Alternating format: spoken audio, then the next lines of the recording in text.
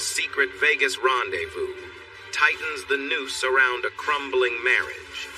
Mark's world teeters on the edge of a brutal revelation, and nothing will stop him from exposing the truth.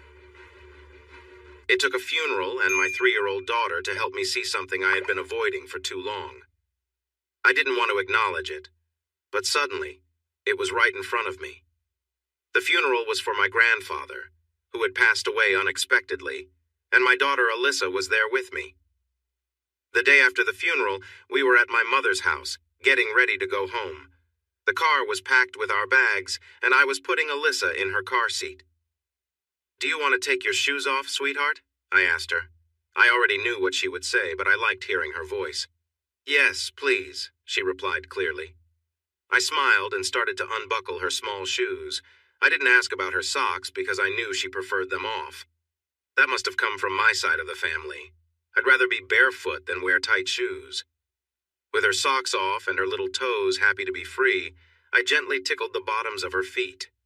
She was watching me closely, waiting to laugh and wiggle her feet, pretending she wanted to escape my fingers.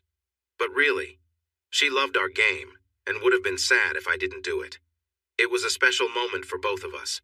I realized that we had been playing this game more often lately. We were spending a lot of time together, and it seemed like we both truly enjoyed these moments. The same couldn't be said for my wife, Laura, though. Before I could think much about that, Alyssa spoke again. "Daddy?" she asked as I leaned over to set her shoes on the seat beside her. I carefully placed her socks inside them. "What is it, sweetie?" I answered softly. When she didn't respond right away, I looked into her eyes. "Why doesn't Mommy love us anymore?" she asked. I was taken aback and didn't know how to respond. "Sweetheart, your Mommy loves us both very much," I said slowly. "She especially loves you more than anything." For a moment, I saw hope spark in her eyes, but then it faded away. "But she didn't want to come with us to say goodbye to Grandpa," she said sadly. I didn't have a real answer, just what Laura had told me. "She had to work, honey," I said. I considered explaining how Laura's job required a lot of her time and focus, but I knew it would likely lead to too many questions for a 3-year-old. I was quiet for a while. "Mommy will be home when you get back, sweetie," I said gently. "She'll be waiting for you." "Does she have to work at night too?" Alyssa asked. I was about to say no, believing her mother went out at night with her friends to relax, but I realized that would only bring more questions for Alyssa. "No, sweet girl," I said. "I think Mommy is almost done working so much, and soon she'll have more time to spend with you. And me." I felt the need to change the subject. This was getting awkward. I secured the last strap on the car seat, kissed my little angel on the forehead, and gave her arm a gentle pat before shutting the door. 20 minutes later, she was sound asleep in the back seat while I drove the SUV down the highway. My daughter slept, but I could not. I kept thinking about her sad little words. If a 3-year-old was noticing things, it meant there was more going on than I realized. That's what my wife had hinted at last time I asked why she was going out with friends so often. The sun was nearly gone when we arrived home. My wife Laura was indeed there. Alyssa dashed upstairs, excited to share stories about her cousins from my parents' house. I followed her, still lost in the troubling thoughts that had taken over my mind during the drive. Why was my wife spending so much time at work or out with her friends? I found Laura at her vanity applying makeup. She stood up to kiss my cheek as a greeting. But then I felt a sudden wave of realization I couldn't remember the last time she had kissed me warmly or shown me affection. I sat on our bed and watched. Alyssa chatted with Laura for a while, but her mother barely responded. Even little Alyssa noticed and eventually headed to her own room quietly. Laura kept fussing with her hair and makeup, focused on her appearance. "What's going on, Laura?" I asked, trying to keep my voice steady. My stomach felt tight and it was hard to breathe. "What do you mean, honey?" she replied without looking away from her mascara. She didn't notice my growing concern. "We've been home for only 10 minutes, I said sharply. "And you're planning to go out again?" She paused and glanced at me, clearly annoyed. "Honey, you know I always go out with the girls on Friday nights," she said in a tone that suggested we had talked about this before. I didn't like the way she spoke to me. I felt like she thought she was doing something right when we had talked about it before. Actually, my dear, I said with a touch of sarcasm, you go out with your friends almost every Saturday night, some Sundays, nearly every Wednesday, and most Fridays after work. Those nights seem to run together for you. Alyssa had gone to her room and closed the door after her mother upset her. I could hear one of her toys starting to play a cheerful tune. I got up to close the bedroom door and turned back to Laura, who was standing and looking at me without showing any feelings. I moved closer to her, holding her hands in mine and bringing them close to my heart. Laura, I said slowly, trying to keep my voice steady. I didn't want it to break now. Sweetheart, Alyssa asked me today why you didn't love us anymore, and I need to ask you the same question, I said. Laura's eyes narrowed, letting me know I was crossing a line. I ignored it and continued. Do you still love me? I asked her, my wife for 6 years. For a moment she didn't reply. Then she pushed back her irritation and leaned against me. Of course, dear, she said softly. I love you more today than when we got married. There were times I thought I would burst with happiness. My stomach felt tight, but I tried to relax. Was she happy? But not right now? Then please stay home tonight, I said, trying to ignore my doubts. I didn't want my voice to sound desperate. Laura sighed, giving me a gentle pat. We can put Alyssa to bed early, I suggested. We'll dim the lights and enjoy that bottle of wine we've been saving. How about that? She initially seemed to respond positively, but when I mentioned the wine, her body tightened, and she tried to step back. I held her wrists to keep her close. Laura, I said carefully, are you being unfaithful to me? I watched her closely as I spoke. I saw a quick flicker in her eyes and a tiny tightening at the corners. They disappeared quickly, but I noticed. I heard her take a sharp breath. What didn't disappear was the quick beating of her heart that I felt through my fingertips. I held her wrists firmly, and my fingers rested on her pulse. It was as clear as any lie detector. I had my answer. Don't be silly, my wife said. Sweetheart, I could never love anyone but you. You know that. She leaned against me, resting her head on my shoulder and softly breathing into my neck while giving me gentle kisses. I noticed her hair stayed perfectly in place, not being disturbed. I wondered if Laura felt the chill that ran down my back. She gave my arms a quick pat and then pulled away to check the clock by the bed. I'm going to be late, she said. I told my friends I wouldn't let them down again. I have to go, but maybe tomorrow night? She asked softly. Laura, we really need some time together, I replied, trying to hide my growing frustration. Tell your friends you'll see them another time and spend tonight with me and our daughter, please, I suggested. She walked over to her closet and grabbed a short skirt.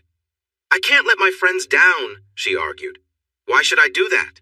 She said with irritation. Why would you want to let me and our daughter down? I shot back. Do we not matter to you anymore? Laura's expression changed as she became more upset. I told you tomorrow, she snapped. I deserve some time for myself without feeling like you are always watching me. I'm not just here for you. We continued to argue. She reminded me that I couldn't control her actions, that she needed time to relax after a long day. I pointed out that I had always given her space. I never complained when she went back to work after our baby was born. I said I was proud of her success as a mid-level manager in her job, even though our family could do well without her working. I supported her career, but I didn't think her job and nights out with friends should come before our family's needs. I got a bit sarcastic saying friends that seemed to make her angrier. She asked what I was accusing her of, and I chose to leave. I was too upset to keep going. I didn't want to say something I might regret later, so I went downstairs and sat on the couch, feeling frustrated. Part of me wanted to stop her from leaving that night, but deep down, I knew that wasn't right. When she came down the stairs, I was calmer. We locked eyes. She looked determined, and I felt lost. Laura, I said, please don't do this. My voice came out deeper than I meant. She hesitated at the door for a moment, then opened it. Laura, I called out, a little louder and more serious. Honey, I love you. I'm begging you, please don't do this to me and Alyssa. Laura looked back at me, her face blank. Then she stepped through the door and closed it firmly behind her. Alyssa came running down the stairs and into the entryway. She opened the outside door and saw the headlights of her mother's car fading down the street. Without a word, she shut the door and quickly walked over to the couch. I recognized her hurried movement. It was as if the floor was too hot to walk on, and she had to get off it fast. She climbed onto the couch near me and stared at the door, hoping her mother would suddenly come back. I watched too. After a moment, Alyssa moved onto my lap and we hugged for a long time before I carried her into the kitchen to make us some sandwiches. It was a cold and uncomfortable weekend between Laura and me. She had come home very late and spent most of Saturday feeling awful from a hangover. After dealing with Laura's bad mood for a while, Alyssa and I decided to go to the park and stayed out until after dinner. Laura was not happy about that. She let me have it when we got home, saying a lot about how I and Alyssa had left her alone. I took it for a little while, but soon got tired of it. I told her she had brought this on herself by leaving us the night before. I said she needed to accept that Alyssa and I spent that afternoon together and had fun. I told her to handle it as best as she could. Whatever she did, I said, and I didn't hide my frustration, she needed to either manage it calmly or keep quiet. I had never spoken to her this way before, and it surprised Laura. The shock seemed to keep her quiet and more focused on Alyssa for the rest of the night. Later that Saturday night, I sensed a change in her mood, so I tried to reconnect with her, but she felt unwell and had to rush to the bathroom. I tried again on Sunday night, but she lay still, not responding at all. Instead of persisting, I turned away and felt angry. After a while, I got up and took another shower, hoping the water would help me relax so I could sleep. It helped a little. Monday morning, I left the house before Laura woke up. I rarely did this because it meant Laura had to get Alyssa up, dressed, fed, and off to daycare. She didn't like that. If she didn't have everything planned out, it usually meant she would be late to work. I wasn't in the mood to pay much attention to Laura's needs that morning. Before I left, I went down to the basement and opened a cabinet that held some old tools. I flipped a switch to turn on a small device that would record every landline phone conversation from my house. Another switch activated a gadget that could pick up cell phone calls within 150 feet of its location. It wasn't exactly legal, but nobody knew about it, and I had no plans to use the information in any legal way. I had already installed security cameras in nearly every room in the house. After watching a documentary about a crime solved using footage from a homeowner's cameras, I decided to set them up everywhere. I also wanted to keep an eye on any babysitters or housekeepers who came to help us. We trusted our housekeeper and the teenagers we hired to watch our baby now and then, but I thought it was smart to check as well. I realized we hadn't needed to hire a babysitter in months. I wasn't sure if the expensive surveillance system was worth it anymore. I entered the tall chain-link fence around the new office building and drove to the business office on the far side. The fence, along with the razor wire on top, went up when we landed our first Department of Defense contract 3 years ago. Since then, the DoD had come back twice for more projects, which were much more profitable. I parked in a clearly marked spot and turned off the engine. I sat there trying to decide what to do. My instincts told me that Laura might have something going on outside our relationship, but my mind reminded me that I had no real evidence. Feeling anxious and a quick breath didn't mean anything concrete. I thought I had seen a hint of guilt in her eyes, but it could have been about something else altogether. At least I hoped so. The logo on the wall in front of my car caught my attention and shook me from my thoughts. I nodded to Phil Sanders, one of the first people I hired. I opened the door, said a quick, "Hello," and grabbed my Palm Pilot and briefcase from the back seat. Instead of rushing inside, I took a moment to admire the bright logo. MA Industries. That's me, Mark Archer. At 34, I was the CEO and president of a small private company that began as a tool manufacturing business 12 years ago. We found a niche creating motor mounts for home security cameras. We worked hard to promote our business and found several private investigation companies that needed good surveillance equipment. Over the years, we built a strong group of customers who trusted us to provide quality remote-controlled mounts. 8 years ago, we acquired a small company that created excellent color cameras with great zoom capability. The entire setup, including a strong transmitter and a separate receiver that could connect to a regular TV, was smaller than a lipstick case.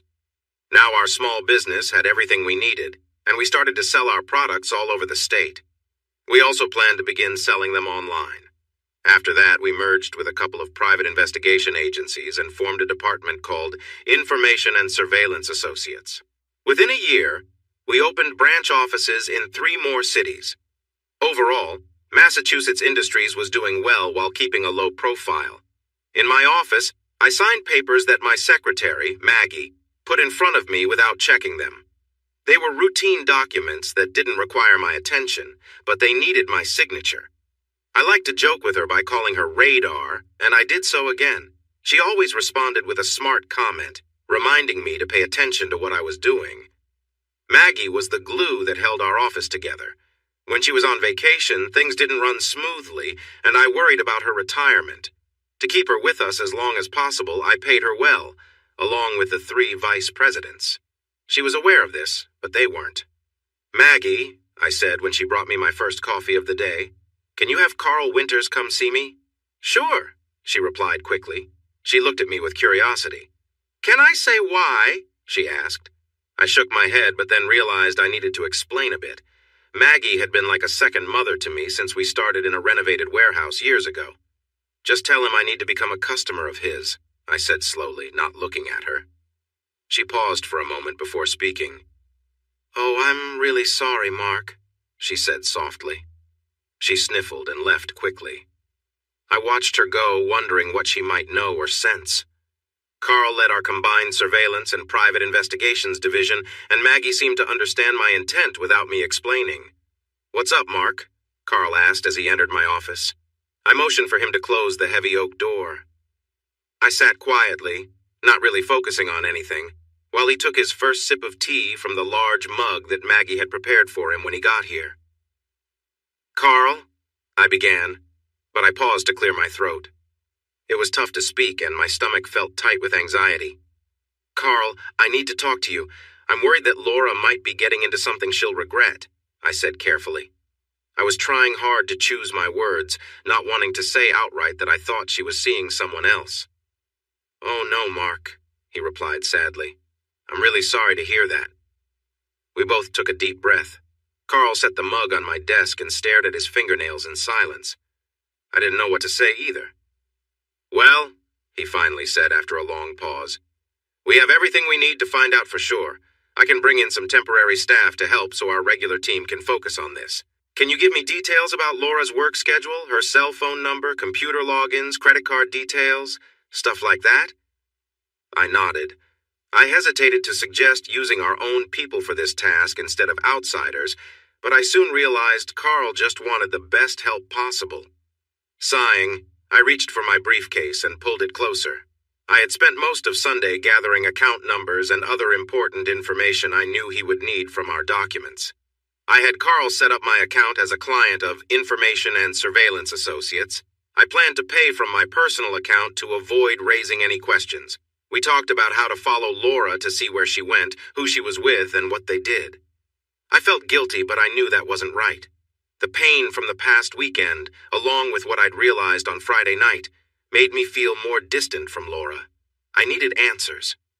Honestly, if Laura was doing nothing wrong, she would never find out about this, and maybe we could see a counselor to work through our problems.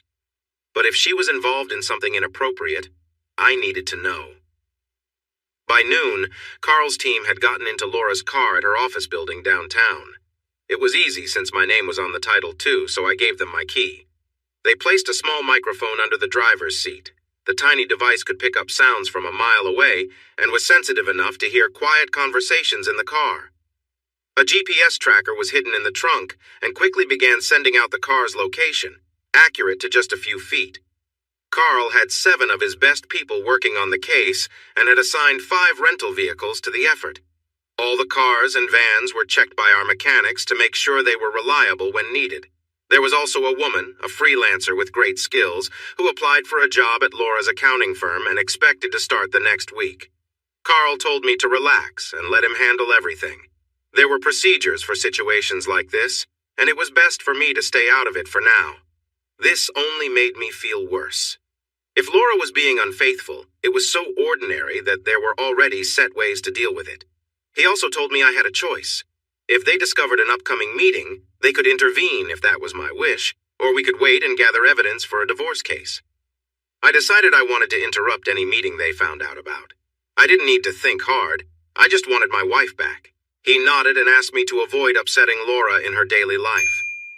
He promised to inform me when we reached a decision point. However, I told him that a tipping point had already passed. That night, I called him from the basement after listening to recordings from the cell phone taps. The information was not legal, but we didn't plan to use it in court. Carl picked up on the second ring. "Carl?" I said. My voice was heavy with emotion, and he sensed it right away. "Oh no, what happened?" he asked, clearly worried. I took a deep breath to steady myself. "You know the phone taps I had you set up when we built the house?" I asked. "Yeah. Sorry we couldn't get to your place today to set up the remote monitoring, but—" "I understand, Carl. There's only so much time in a day. Don't worry about it. Anyway, I recorded a conversation between Laura and a guy named Brian around 7 p.m. I took a shaky breath before continuing. "You'll listen to it tomorrow, but Brian mentioned being with Laura again soon." I felt like crying, but held back the tears. A cold weight settled in my stomach. My body felt heavy, as if I were wrapped in a thick fog that dulled everything. My chest ached. It was hard to breathe. Laura was with someone else, and I didn't understand why.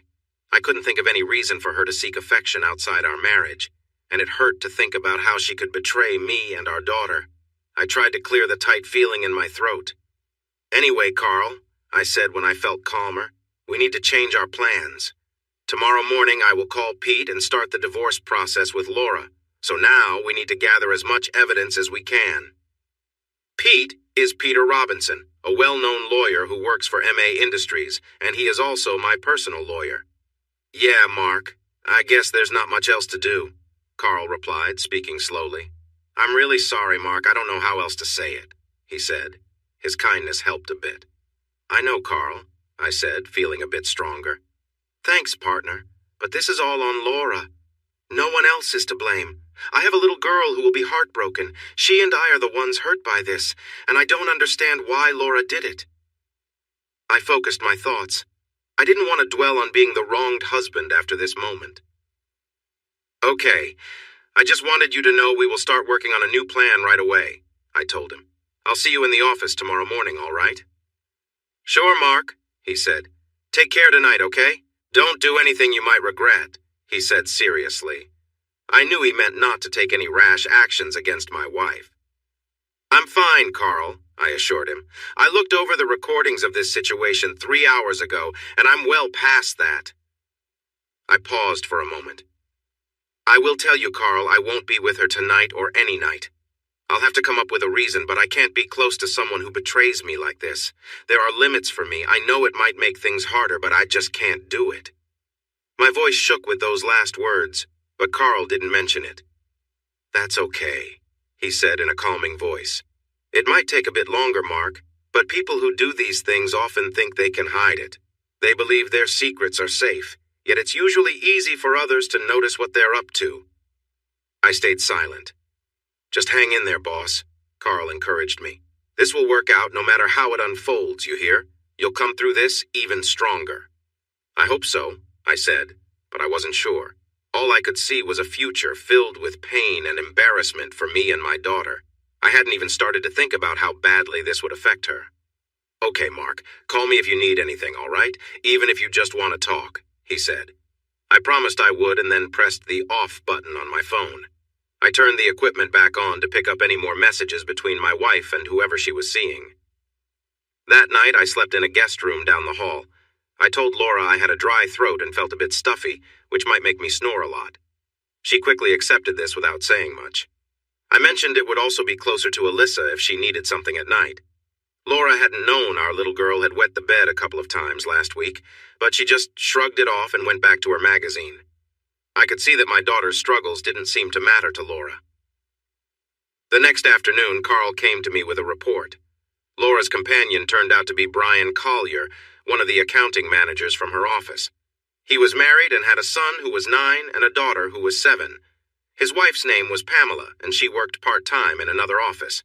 Brian was 38, a bit taller than me, but thinner. In my teens, I had been an amateur boxer and had done weightlifting to build my strength.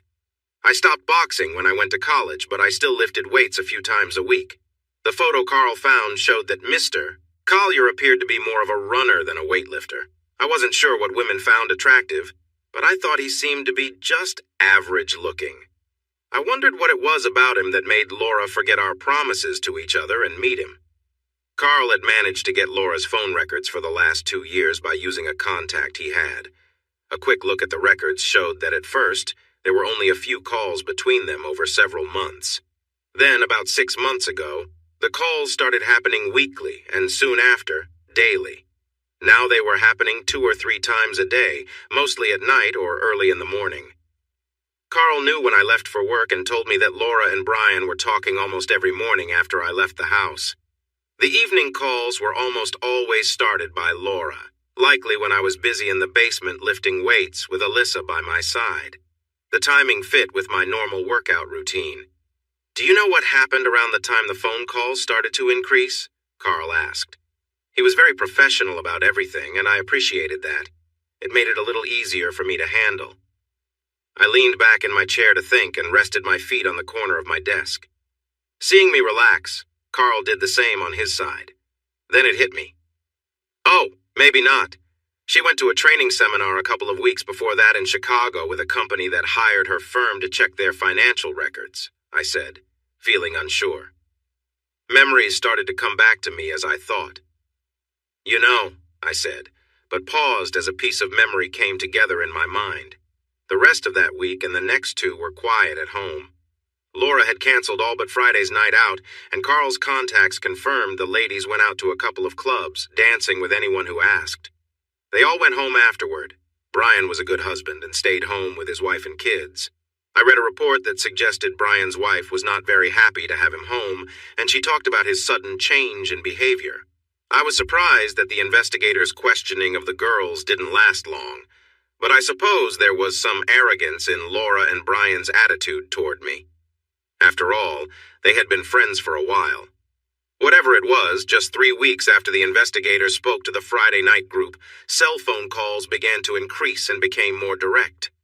The 2 cheating spouses thought everything was fine and believed I wouldn't suspect anything. During this time, I had mostly moved into the spare bedroom. I could barely kiss Laura goodnight, and there was no way I was going to be intimate with her. She hinted a few times that she was interested, but I didn't respond. I read Alyssa every book in her little collection and bought more for us to enjoy together. After I faked a harsh cough, Laura didn't question why I was staying away from her. She never mentioned that I should stay away from the baby with a cough like that. Meanwhile, Carl and his team noticed that the late-night phone calls between Laura and Brian were happening more often. On Wednesday of the 3rd week, Laura and Brian planned to meet at their usual motel. Carl had everyone eager to gather proof about the 2, and Pete, my lawyer, had me prepared on how to behave. I had Mandy, a 16-year-old girl from down the street, ready to babysit Alyssa that night. "Laura," I said, "please don't go out tonight." I stood in the living room as she headed for the door. "Please, Laura," I urged. I was serious. I really didn't want her to meet that man out there. "Mark!" Laura snapped at me. Realizing she couldn't leave without trying to calm me down, her expression softened. "Look, nothing is happening, Mark. I'm just going out for a few drinks and some dancing, that's all," she said with a sweet smile. She hugged me tightly and looked me in the eyes, trying to convince me that I was wrong about what I believed she was planning. "Laura," I said suddenly, "I know you're meeting someone tonight, but you can't possibly care for him as much as you do for Alyssa and me. Please don't go." Laura pulled back and let go of me. She looked a bit uneasy, wondering what I knew. "What are you talking about?" she asked, sounding defensive. I had to admit she was becoming quite good at this. "I just know," I insisted. "I know you're with someone else. You're not just being unfair to me. You're unfair to Alyssa, too." She relaxed a bit, realizing that without a name, my worries could just be doubts. "I'm not seeing anyone else," she said firmly. "I'm tired of these accusations, and they need to stop," she added. "If you keep it up, I might just go out to find someone else to show you what I mean." I had to look away, feeling anger brewing inside me. "Laura," I said softly. It was hard to get the words out because I was so upset. "Not another word," she said sharply. "I have never, I am not now, and I never will be with another man but you. Does that make you feel better?" She turned and walked toward the door, pulling on a light jacket. I noticed she wasn't wearing much underneath. "Laura," I said, trying to stay calm, "if you ever cheat on me, it would end everything between us. We talked about this when Georgia and Sam broke up last year, remember? For a moment, her hand paused on the doorknob. I told you, she said. Her voice was steady, but I could hear a hint of annoyance. I promise I don't want anyone but you, and I never will. Now I'm late and I have to go, she said firmly. Without a glance back, she opened the door and left. 20 minutes later, I joined Carl and a few of his friends in a room nearby, where Brian and Laura would soon be. After hearing my concerns tonight and the suspicious questions from Laura's friends in the past, it seemed Brian and Laura were driving around to see if anyone was following them. The GPS showed us that. In reality, there was no one behind them. Carl found out about the motel reservation shortly after it was made because the desk clerk had been paid to call him. Since we already knew where they were going, there was no need to follow them. If we hadn't known, Carl would have used several cars to keep an eye on Laura and her friend from nearby streets. With the GPS devices in both of their cars, they would not have noticed anyone trailing them. After a little while, Laura and Brian arrived at the motel in their cars and parked in front of room 113. The motel had outside entrances to all the rooms, so the two just needed to step out of their cars and walk a few steps to the door. They didn't see the dark van across the street, nor did they notice the camera recording their every movement. Laura and Brian embraced and shared a kiss. Carl was watching me carefully. He knew I wanted to charge out the door. Mark, he said softly, things will get tougher before it's done. Are you ready for this? I sat back down on one of the beds, feeling anxious. Do you have something to drink? I asked him. He misunderstood and shook his head. No, but you should take this medicine, he said, holding out a small yellow tablet. It will help calm you. I accepted it and grabbed a soft drink from the cooler he had brought. Carl had managed to sneak a high-quality camera into the room, hiding it in the air conditioning vent. It could capture full-color video and had a wide range of motion. It even had a strong zoom, but Carl didn't expect to need that level of detail. Once they went inside the room, things began happening quickly. Laura took off her dress in no time. Brian followed suit. When they were on the bed, we turned off all the lights in our room and two of Carl's men quietly stepped outside. Along with the camera in the vent, Carl had brought two small cameras. One was slid under the door to Laura's room, and the other was placed over the top of it. The cameras were small enough to fit easily through the gaps, leaving the rest outside. Once the cameras were in place, they attached the transmitters in a way that kept them hidden. In the dark, the spy devices were hard to spot from a distance. To make this better, the guys took down the only outside light that could brighten the place before they came back inside. The cameras were already set up, and we got ready to watch. The idea was that if one camera missed something, the other two would catch it. Actually, there wasn't much to see. There was no warmth, no care, and no love. Brian just put on a condom and got to it with my wife in a way that felt wrong. I looked at her face for a moment. I couldn't tell if she was feeling pain or something else from the frown on her forehead. Damn, I said after watching for a bit. That guy isn't any bigger than me. His size isn't even close, I complained. What's going on here? It was true. Laura had once measured me when we got married, and she had used a ruler a few times. She found out I was 7 inches long and thought that was impressive. She noticed that most of the other women in our neighborhood were satisfied with less. Laura felt lucky that my size was on the larger side of average. She would often tease me, asking for more when we were together. But we hadn't done that in a while. I thought I had a clue why. But I also didn't. Brian was obviously not very big, and he had to try hard to please Laura. Plus, his movements were clumsy and awkward.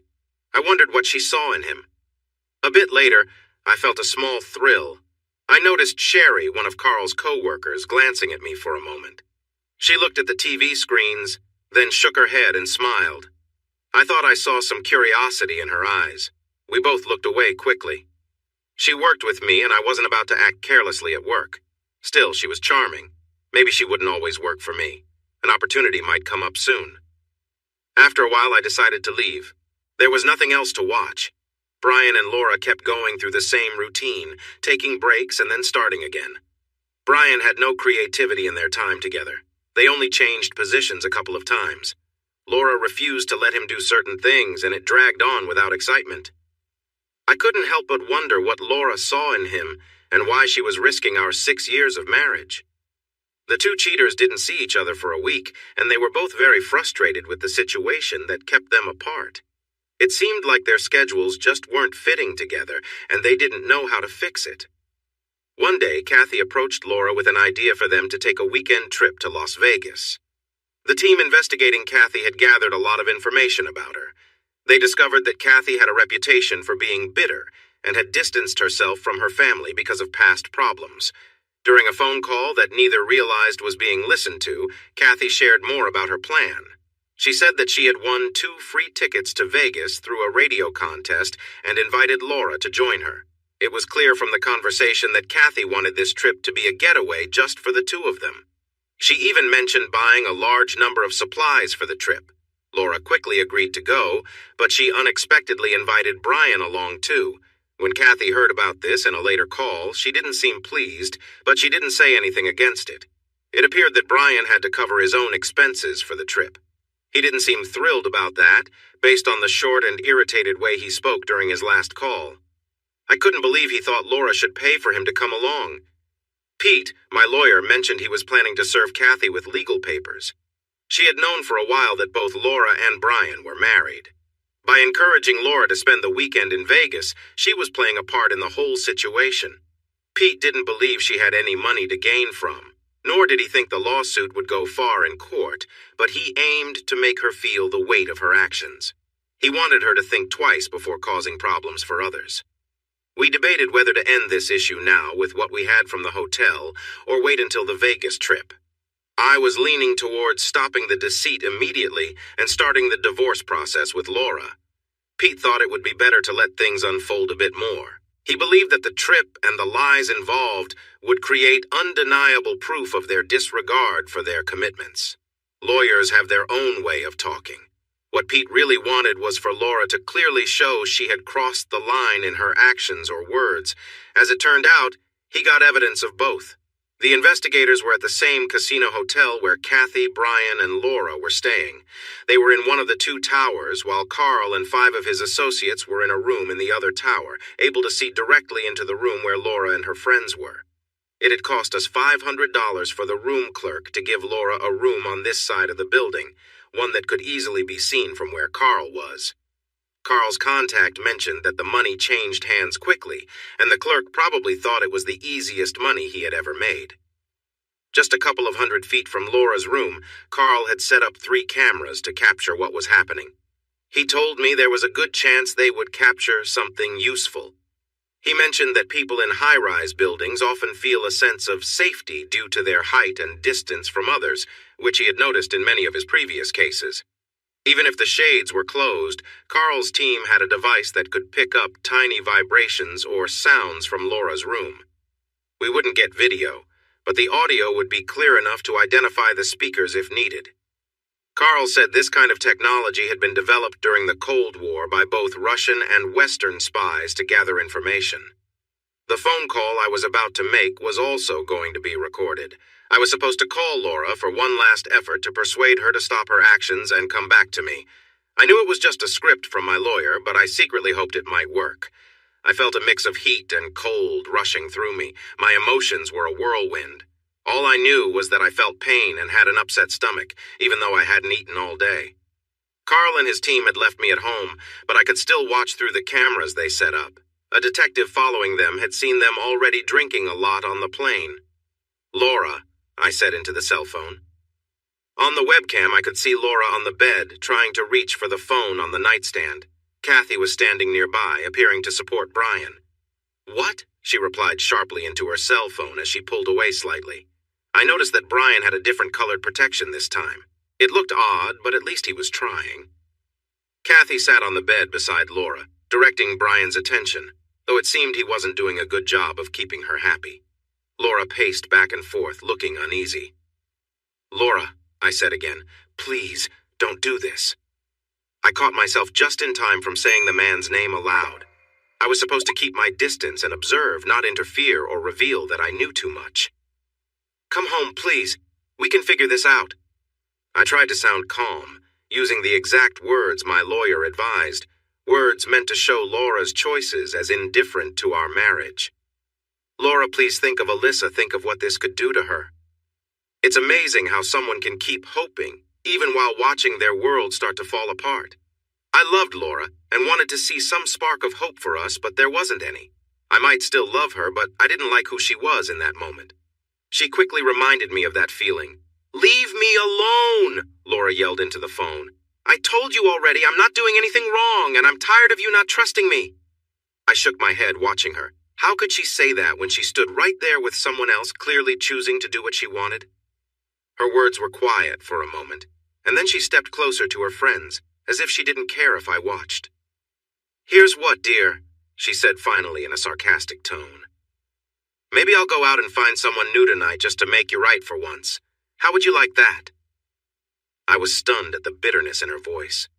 This was the same woman who had once found comfort in our home, someone who sought my arms to hold her when things were hard. I remembered the warmth she brought, her soft presence, the person I thought I could rely on. "Laura," I said quietly, "I don't understand why you want to throw everything away. Think of Alyssa. Think of what this will do to her." Laura cut me off with another outburst. "Go to hell!" she screamed. She was nearly incoherent. Watching her through the screen, I could only just make out her words. "When I get home, we are going to finish this, and don't expect me to stay either." "I wanted to talk to you before the lawyers get involved," Laura said carefully. She pulled out a chair a little distance away and sat down. It had been almost 4 months since she lost her job and moved in with her brother. Her hair was back to being nearly shoulder length. She had cut it when she started working at the accounting firm, wanting to look more professional. She seemed thinner and didn't move easily. It looked like she hadn't been eating or sleeping well. There were dark circles under her eyes. I felt for her, but I kept my feelings hidden. In this personal moment, I wore my business mask, a face I usually showed only to colleagues. It was often a tough one. "And now, you are here," I said quietly. She nodded, looking away from me for a moment. But then she had to look at me. "Mark," she said softly, "I'm really sorry for what I've done to you and to our daughter." I stayed silent. I know saying sorry is not enough, and it can't undo the pain I've caused, but it's all I can say, she whispered. "I'm struggling too, Mark. I don't understand why I acted like I did, and it's eating at me." She didn't say anything more, so I broke the silence. "I have to disagree," I said plainly. "You haven't truly experienced suffering until you have to explain to a 3-year-old that her mother might not come back." Laura started to cry quietly. "It's been 4 months since I had to tell her that, Laura, and she still cries every night. It's only recently that I've been able to get a smile out of her now and then." I paused, watching her as she cried in her chair. "She gets very upset if I leave her somewhere for too long," I said softly. "She's scared that I won't come back for her. Can you imagine what that fear is like for a little girl who's not even 4? Can you?" I took a deep breath while Laura continued to cry. "She's at a new daycare here at the company," I told her. "I built one nearby so I can always be just a few minutes away. Any longer than that and she starts to panic when I'm not around," I said, watching Laura as she cried quietly. Trying to lighten the mood, I added, "Well, on the bright side, work productivity is up for the single parents here. It's almost already paid for itself." But my attempt didn't seem to matter to her. Silence hung between us. "Why?" I asked as softly as I could. "Why'd you do this, Laura? I loved you more than anything and you tore me apart. There's this emptiness inside me now, and I can't even think about moving forward until I understand why you did this." She only shook her head, tears flowing down her cheeks. She hadn't worn any makeup, probably expecting she'd cry. She still looked beautiful, maybe even more so now than when we'd first met. My heart was breaking watching her, but I held it together. I remembered losing my younger brother in an accident when I was a teenager. That loss hurt deeply, but today felt worse. I didn't know how to fix any of this or if the ache inside would ever go away. "I don't know why," she said after a while. "Maybe there's something wrong with me." Her voice was barely a whisper. "I can't take back what I've done, Mark," she said softly. "I don't deserve your forgiveness, and I won't ask for it. I hurt the only man I ever truly loved. I'll carry the weight of that for the rest of my life, and I don't know how to handle it. I feel so much shame for the hurt I caused, even to our sweet little girl. When I think back to that night, hearing myself scream those terrible words, it's unbearable." She looked up at the ceiling, her face wet with tears. After a long while, her crying finally eased, and she seemed drained, like she couldn't cry anymore. I put the remote control away, deciding not to revisit old moments. She knew the harm well enough. "I'm seeing a counselor," she continued. "A psychologist. I'm trying to understand why I hurt everyone so badly." She twisted her hands, clearly struggling with her own feelings. "I also went to see Stacy Collier," she added. "I apologized for what I did to her family. She was kind to me," Laura murmured, surprised. "I don't know why." She stared down at the heavy wooden table in front of her, lost in thought. "Stacy told me Brian often found himself drawn to other women wherever he worked. She said she got used to it, but this time she's finally had enough. She's divorcing Brian and she's already moving on. She met a nice man who cares for her children, and she says he's the best thing that ever happened to her. I knew that Stacy was ending her marriage and had a new partner, but I didn't know Laura had gone to apologize to her. This showed that Laura felt sorry for what she had done and was ready to take responsibility. I started to feel something inside, a hope that maybe things could get better. "What is the doctor saying?" I asked. Laura looked at me for a moment, then stared down at the table. "We haven't made any progress," she said. "I wish I could tell you different. All I know is that I got really heavy into drinking it." "Were you given something, Laura?" I interrupted. For the first time, she met my gaze, and I could see a mix of emotions on her face. "I don't know," she finally said. "Maybe the first time. The first time I was with Brian, I know I was very drunk." She looked down again, her voice quieter. "But I wasn't given anything. Sometimes I wasn't even drunk. After that," she added. Her tears started again, but she tried to control them. "I wish I had an excuse," she said softly. "But I don't. I'm working with my counselor to find out the real reasons." She paused, and I shifted in my seat. "Mark." I raised my eyebrows in response. "Would you visit her? She wants to talk to you, but it's not what you think. She just has some questions. She wants to see if there's anything I haven't been able to explain." Laura's words came out quickly.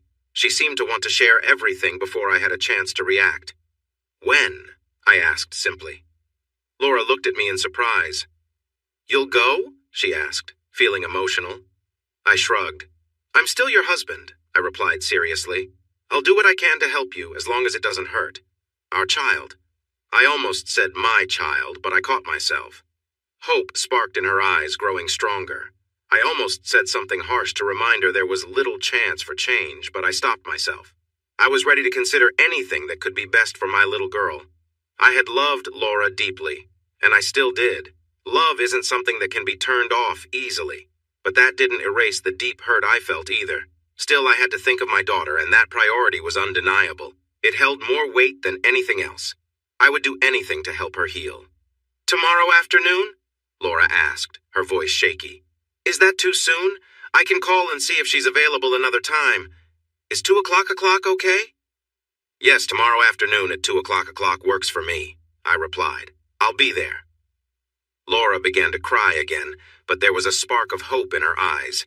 "Thank you, Ho," she started, but I wasn't sure what she was going to say next. "Thank you, Mark," she finally finished. As she stood up, it reminded me of someone much older trying to rise. "Before you leave," I said, "I've been tested and everything came back negative. Have you?" She nodded.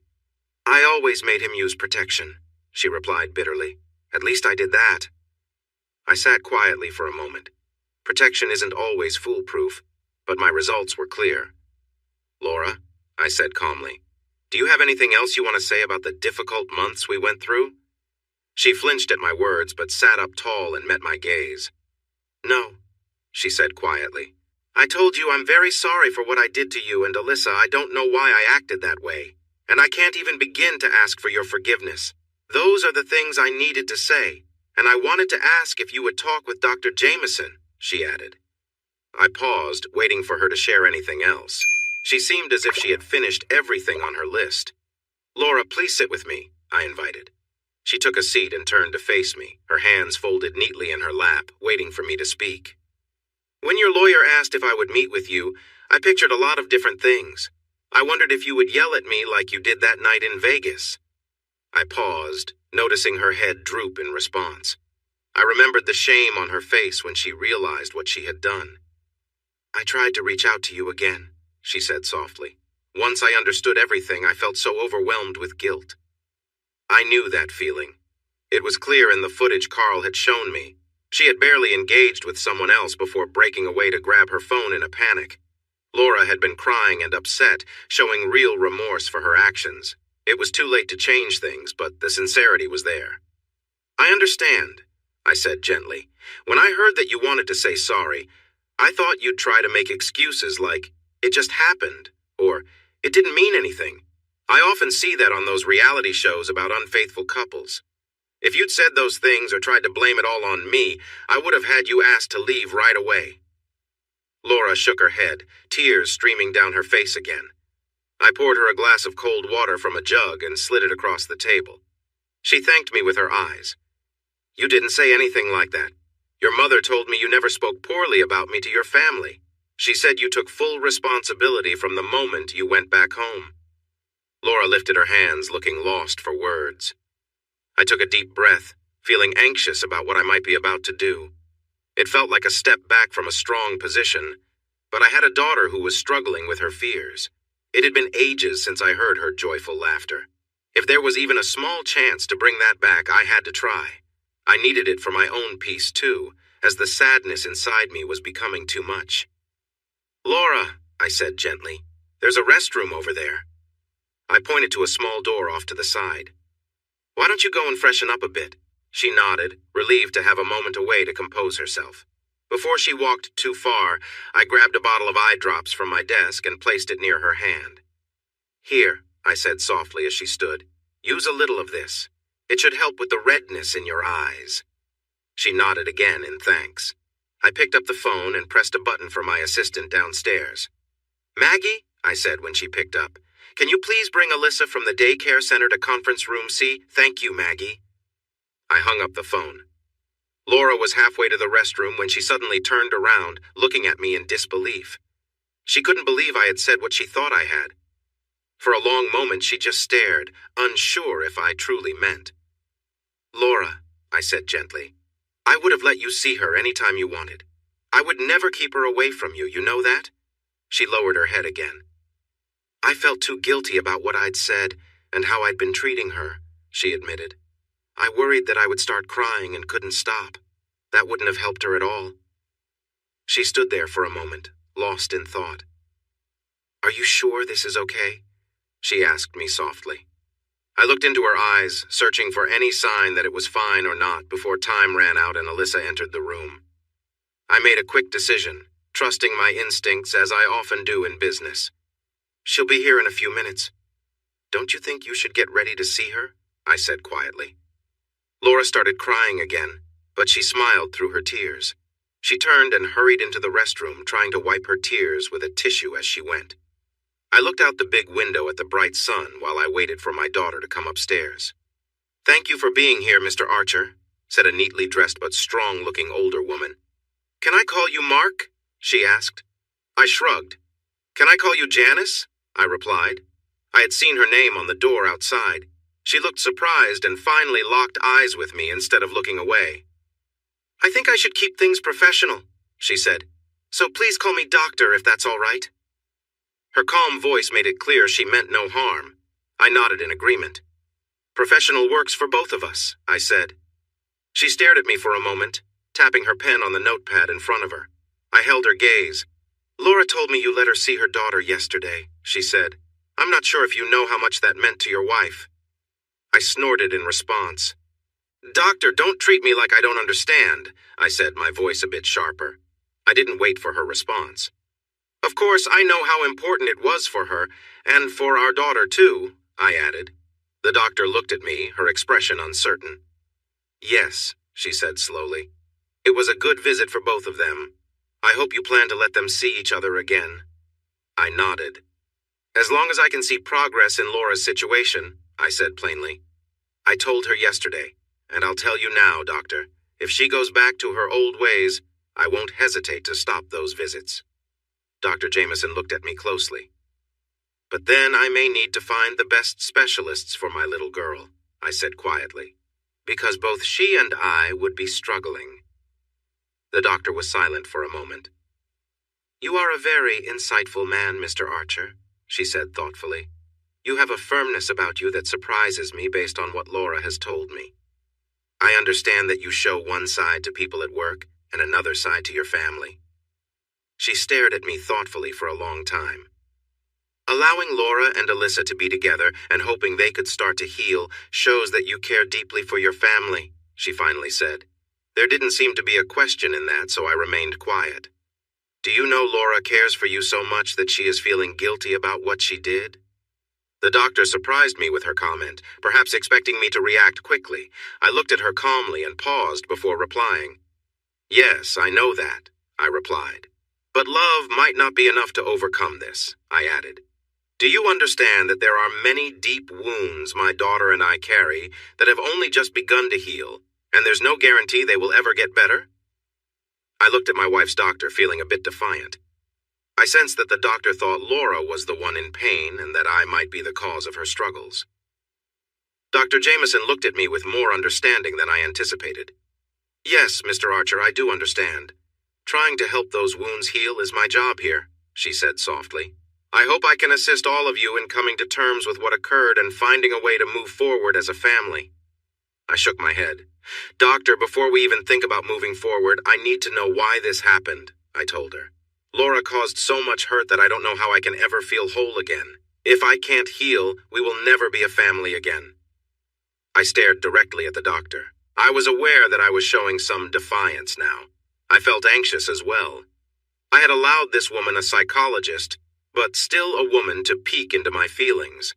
Given what had happened with Laura just 4 months ago, this could be risky for my peace of mind. 2 months later, have you and Dr. Jameson discussed Aunt Ruth? I was watching Alyssa run through a maze of strong, hollow tubes hanging from the ceiling at Chuck E. Cheese's. I could only see her through the occasional window and a few clear plastic areas in the large round pipes. The joyful sounds of children playing in the fun space created a lively background for the conversation I was having with Laura, which suited me well. The place was comfortable enough for us to talk, but public enough to give us some space. Yes, she said, speaking just loud enough for me to catch over the noise. But I'm not sure what she wants to know about Aunt Ruth and Dad, she added, a bit distracted. She was also watching Alyssa, slightly worried that an older girl was guiding her through some of the sections. I was surprised to hear that Laura's counselor was asking about her father. What did you say about your dad and aunt? I asked her. She looked at me confused. What do you mean? She replied. You mentioned that Dr. Jameson was asking about your Aunt Ruth and your dad, I explained. She shrugged and shook her head gently. I'm sorry, I was distracted by our daughter. Mark, she said, sounding apologetic. I don't really know why I brought that up. She's been curious about Aunt Ruth, but we aren't making much progress. Honestly, I'm a bit tired of talking about it. I understand, I said.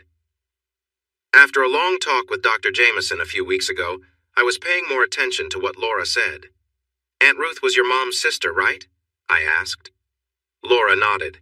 Yeah, Mom and Dad were really sad when Aunt Ruth had her stroke and passed away, she explained. That makes sense, I replied.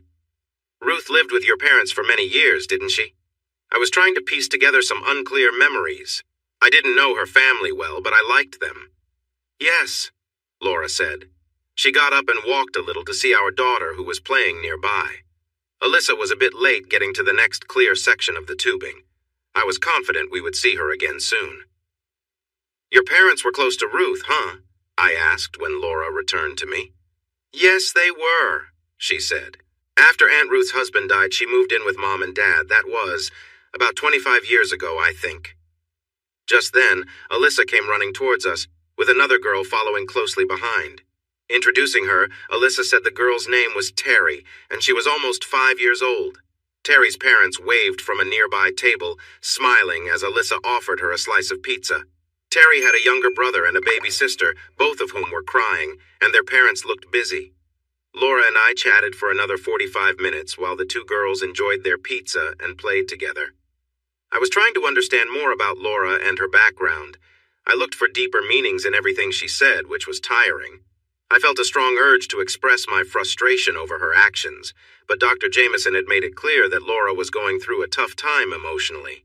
I wasn't sure how to respond anymore. Can you be upset with someone who is struggling with their feelings? It felt a lot like blaming a child for something they couldn't control. Neither of you can control what happened, and neither of you is to blame for it, right? Alyssa enjoyed our time at the children's pizza place, especially meeting another kid her age. When we left, she skipped through the parking lot, holding on to both my and Laura's hands. When we dropped Laura off at her brother's, Alyssa accepted it calmly, unlike the tears and upset of last week, the first time we'd tried a family outing since the separation.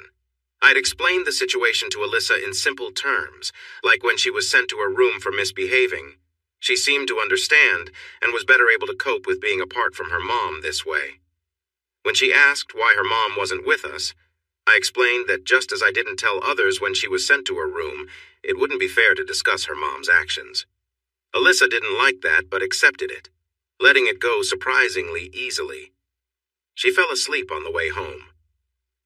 The next morning, I called Dr. Jameson to ask if Laura's unexpected mention of her father and aunt in our last conversation might mean something. As before, she told me that anything Laura avoided discussing could be important. She promised to keep me informed of anything she discovered in Laura's next counseling session. 9 days later. Dr. Jameson hesitated as though debating what to say. Mr. Archer, in our first session, you mentioned that neither you nor Laura were inexperienced when you got married, right? I nodded, not quite seeing where this was going. The doctor decided to press on after another pause. Well, Laura did say I could be completely open with you, Dr. Jameson began cautiously. Mr. Archer, what would you think if I told you Laura hadn't in fact been with anyone before you? I was confused and probably showed it.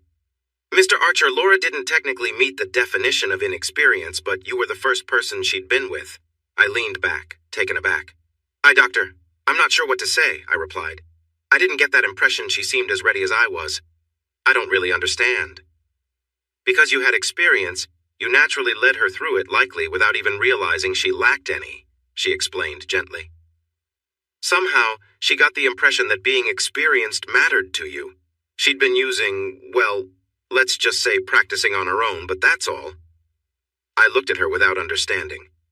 But why would she think that? And why has she never told me? I asked. What difference would it have made? The doctor shrugged. We may never know, she said.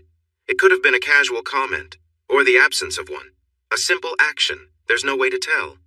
Your wife mentioned her lack of experience, and she found some humor in it. I believe that, while she may not remember the exact reason, it affected her self-esteem in the beginning. She talked about it while we were discussing her relationship with that less than charming fellow. The doctor started to play with her notepad. The thing is, Laura told me about it quite openly, she said. It wasn't a big deal for her, at least not anymore. She fiddled with her pen for a moment. Mr. Archer, I hope I can explain this in a way you can understand. She looked at me closely, trying to gauge my reaction. She sighed. I might as well dive in, she said. Taking a deep breath, she continued. I'm fairly certain that one reason Laura got involved with that man was to change the way things felt in your early marriage. I've seen signs that Laura was trying to guide him in being a better partner, though it didn't go very well. This shift in roles seemed to help her deal with some deeper issues. What were those issues? I asked, knowing I looked worried. The doctor was trying to stay neutral about Laura's relationship, but I didn't feel detached. I'm not exactly sure, she admitted. I think it might have something to do with feelings she kept hidden about your guidance during her first experiences. Laura has a bit of a rebellious side, it seems. This may relate somehow to her relationship with her father. He appears to have been a distant, strict figure, yet someone she loved dearly as a child. I haven't even really begun to understand that yet.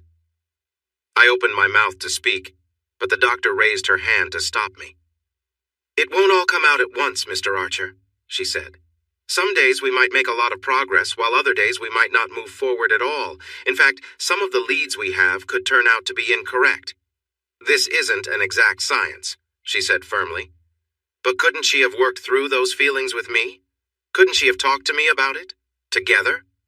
Oh, certainly, Dr. Jameson replied almost cheerfully. But only if she was aware of those feelings in the first place.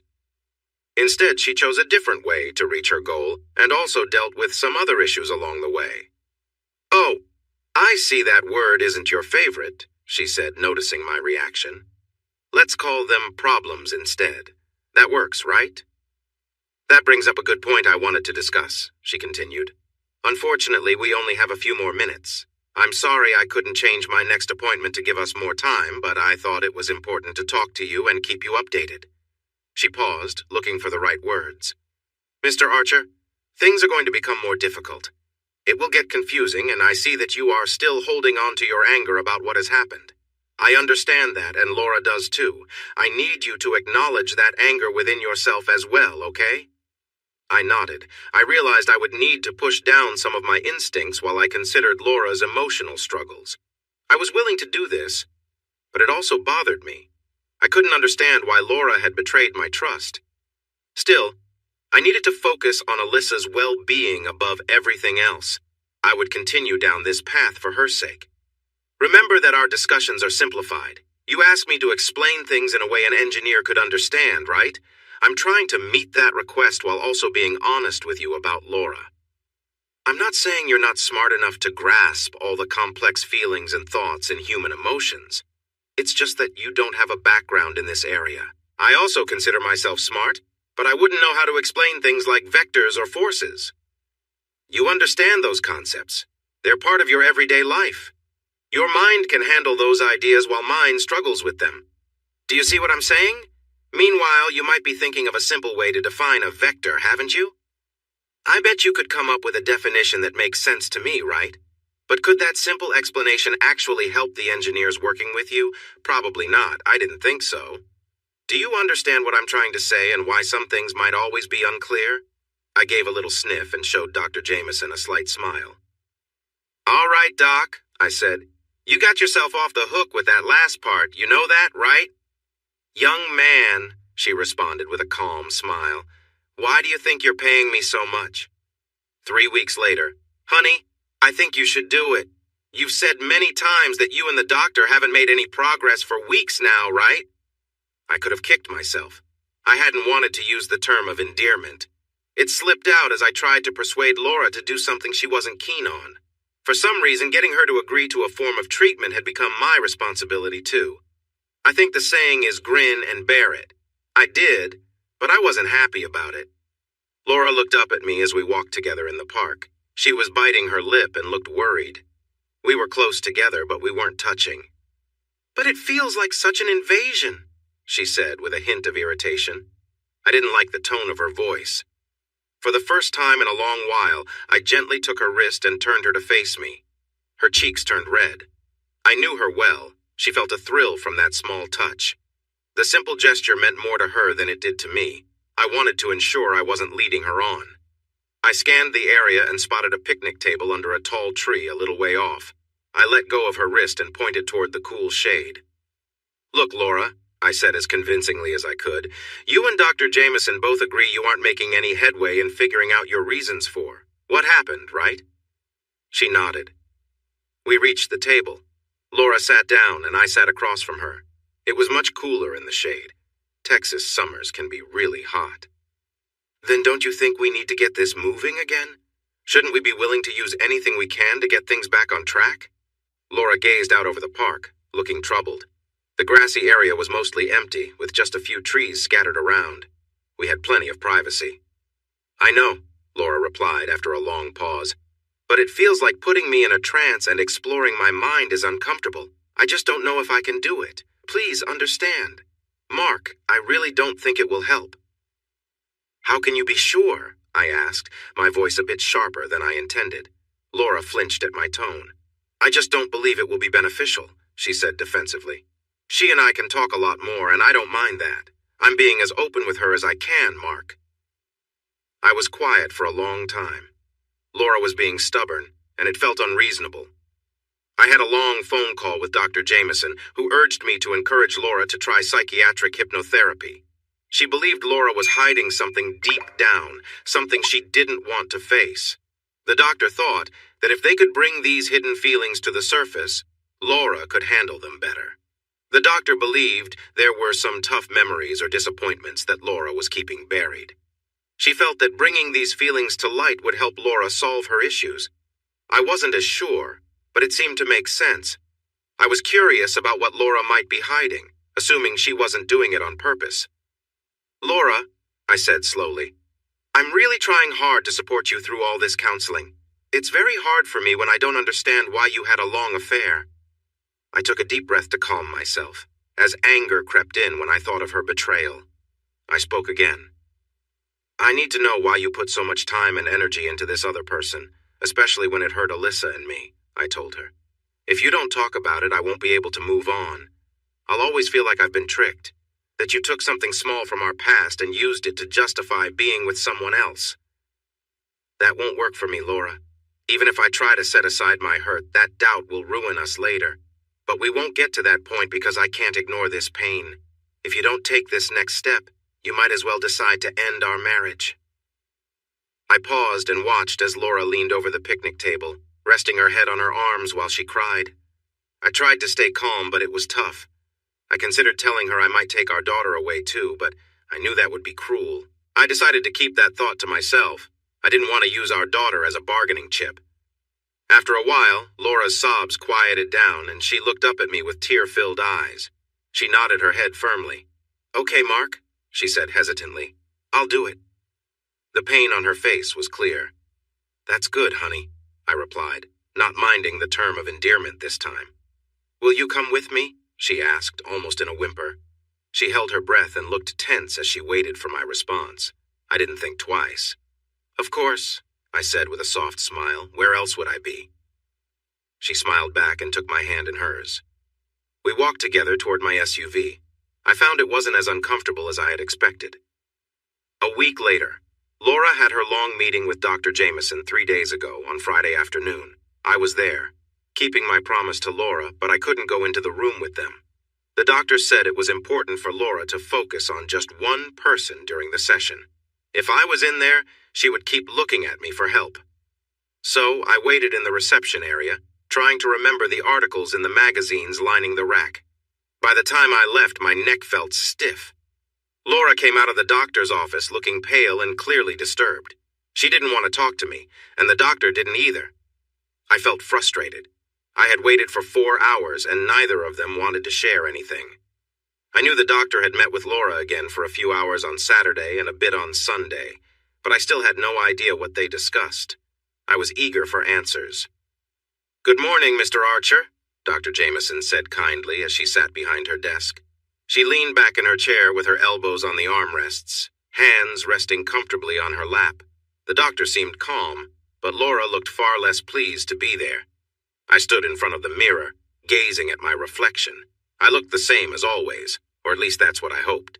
I was still 5'5" with shoulder-length brunette hair and green eyes. My skin remained smooth, even as I approached 30 this fall.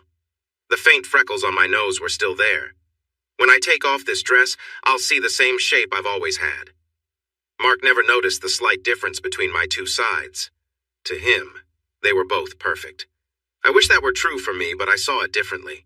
My hips gently curve out from a narrow waist. Mark used to enjoy running his hands along my sides, admiring my shape.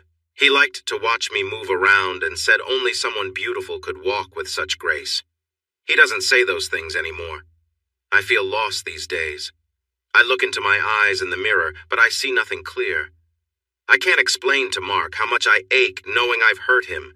The shame of my choices weighs heavily on me, and it doesn't go away. If only I could find the words to share my feelings with my husband, the person I love so much, I would. But he wouldn't hear me. I'm worried that I've hurt him too much. We haven't spoken much since that day when Mark left the doctor's office. Our talks have only been brief and mostly about Alyssa. I'm not sure what to say to him. Dr. Jameson says I need to let go of my guilt, but I don't know how to do that. I feel guilty. Guilty for what I did to Mark and to Alyssa. The memory of what I said to him the last night I was with Brian keeps coming back to me. I can't sleep without hearing those hurtful words echo in my mind. I don't deserve someone like Mark. He's right to distance himself from me. I can't explain why those long months spent with Brian feel so strange to me. It's like I was walking on something soft, not feeling the ground beneath me. But at the same time, in my mind, I felt like I was walking on the edge of something sharp. Any wrong step could hurt me deeply, and it felt like I could fall and never get back up. That's how I viewed my life. How do I explain the confusion that filled my mind for so long? I couldn't think clearly. When Mark spoke to me, his words were just sounds lost in the chaos inside my head. I wanted to understand him, but I simply couldn't. It's really difficult to recall the things I did. I try to remember because I want to heal, but it feels like I can't find anything to grasp. Everything from those days and months feels like it happened to someone else. It's like I was watching myself from a distance. Dr. Jameson listens when I say this. She says she understands, but I don't think anyone truly can. Sometimes, I feel like I might burst apart into so many pieces. I don't know where this will lead. Part of me thinks that one day everything will just be calm again. It's been 3 months now, 3 months since Mark and I met with Dr. Jameson. I feel better. I'm not scared anymore when she wants to help me relax. She can guide me quickly now. It's not like the shows you see where they snap their fingers, but I'm able to focus much better, and she can ask me anything. I'm not embarrassed by anything she brings up anymore. She has found out so much about me, and when she brings me back, we talk about what we discussed while I was in that relaxed state. Sometimes, when I mention things outside that calm state, it feels like they disappear as if they were never there. I don't quite understand how that works, but Dr. Jameson says it's my mind's way of handling things. She explains that talking about them helps me face and set aside the memories as if they were clothes I no longer want to wear. It does feel good to let them go. I feel clean and refreshed again, but the pain always comes back when I think about my little girl and my husband. Take it one step at a time, Dr. Jameson tells me. Big issues don't get fixed quickly. They need time and effort. Sometimes Dr. Jameson helps me see things differently. She encouraged my parents to come visit from Albany for a week. It was hard for me to face my father and tell him how much he hurt me when I saw him with Aunt Ruth. I mentioned how bad it felt to see him with her, and how I wished he understood it was wrong. I didn't mean to make him cry, but I had never seen him shed tears before. I also confronted my mother. I asked why she let him act that way. Didn't she realize how awful it made me feel? I wanted to know why she didn't take action. Watching my parents cry made me realize how much they had aged. I couldn't stand it, so I knelt between their chairs and hugged them both. I wished for their love and for them to care for each other. We cried together, and then Dr. Jameson spoke softly to us for a long while. We all shared our feelings until we were too tired to continue. Mom explained that she discovered early on that she had little interest in being intimate. She told me she didn't like the idea of being exposed or the messiness involved. She said having me was one of the few times she let herself be open with Dad, and she was sorry there wasn't more she could do about it. She was the one who suggested Dad find someone else. Her sister was alone after losing her husband, and Mom thought it would be a good match since her sister had a good energy and was missing a partner. Dad was in good health and didn't have a woman in his life. Mom apologized for me finding out about it. Dad was sorry too. He knelt down and asked for my forgiveness, and I told him I forgave him, and I truly meant it. I didn't feel like I was running into a wall anymore. Dr. Jameson spoke with my parents for a few hours each day while they were here. When they left to go home, they both seemed much happier than I had seen in years. Mom was holding on to Dad like they were very much in love, like I used to feel with Mark. I feel much stronger now. It's been nearly 6 months since Dr. Jameson first helped me with hypnosis. I understand things more clearly now and can see many past actions and feelings that I realize were unwise. I can't believe I let myself get into those situations. I don't understand why I agreed to go out drinking with those girls. That was the beginning, I think. Dr. Jameson gave me a list of books to read, and it opened my eyes. Alcohol can really change a person. It dulls the mind and lowers your guard. Drinking a lot can be harmful. It makes the body work hard to get rid of the toxins and messes with how the body functions. Dr. Jameson helped me realize that I was drinking heavily to numb my feelings. But that just made me more open to Brian. It made it easier for him to take advantage of me, even though I didn't really care for him. I knew he saw every woman as a prize, and he didn't think of us as real people. I understood he wasn't a good person, and it hurt every time I let him into my life. Dr. Jameson and I talked about how I might have been lowering myself to feel closer to my parents and Aunt Ruth. They meant a lot to me for years. Deep down, I thought they were the best I could be, so I tried to be like them. But that approach was hurting me. I knew better because of my loving husband and daughter. It was tough to change, but I'm finally on the right path. We also discovered that I felt like Alyssa was competing for Mark's love. I realize now that it was silly, but it made me feel upset when she and Mark were together. Dr. Jameson, along with another expert she consulted, mentioned that I might have felt this way after Alyssa was born. Many call it postpartum depression, which is a kind of sadness that can happen after having a baby. I don't know why it gets so much attention because it can feel so unfair. Thankfully, I never experienced severe issues during that time. I never felt like I wanted to hurt myself or Alyssa. What I faced was simply being so tired all the time. But I struggled to sleep. I was often moody. I thought Mark didn't love me anymore, even though he kept telling me how much he cared. I felt distant from him and everyone else. Those old thoughts about my parents didn't help either. I was overwhelmed. I wanted to be a good mother, but I struggled. I found it painful to care for Alyssa, which made me upset. Because I was so irritable, Mark began giving Alyssa her formula and changing her more often than I did. He walked around with her when she cried. I don't think I ever got up at 2 a.m. to feed our baby. It was always my wonderful husband who did that. I realize now how special that was. Friends I talk to say they would have done anything for their partner to help even a little when their children were small. Dr. Jameson says my hormones might have changed too. For a long time, I didn't want Mark to be close to me. When I finally did, he didn't notice right away, and it took us a long time to reconnect. Even when we did, I felt like I was still holding back, although I'm not sure if I truly remember that or just recognize it now. Then I got involved with Brian, and everything got chaotic for me. I'm not sure if it was because things got crazy or if I let Brian influence me. I feel okay thinking about it that way. It might not be exact, but it doesn't upset me. And Dr. Jameson says that's what matters. I sometimes get really upset with myself. How could I have been so foolish? A lot of what I did when I was drinking and spending time with Brian doesn't make sense when I look back.